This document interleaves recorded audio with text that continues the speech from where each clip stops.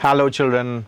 After discussing about the characters of living organisms and taxonomy in yesterday's chapter called Living World, today we'll be in the job of classifying all these living organisms based on some criteria.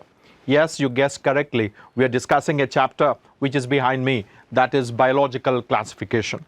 We are going to divide this chapter into 4 to 5 units. First is introduction, then for few minutes we'll be discussing about Monera, Protista, fungi, and plants and animals along with viruses.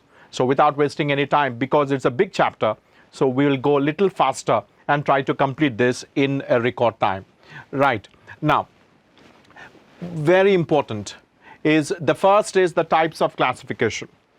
Broadly, first listen to me, then we'll be seeing what is there on the board. 2 types of classifications. One based on science, scientific, and another not based on science, that is not scientific, non-scientific, better way of saying. If we classify plants into useful, unuseful, and poisonous plants, then it is said to be non-scientific because there is no science involved. And if you classify living organisms based on certain rules or based on certain criteria, you call it as scientific. And we have got 4 to 5 examples of scientific classification, starting with the first one, Aristotle.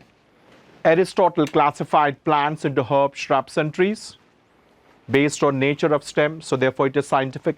He classified animals, those with red blood and those without red blood, so animals and plants. So Aristotle classification can be categorized as first scientific classification. Then Linnaeus classification, he classified living organisms into 2 kingdoms, kingdom Plantae and kingdom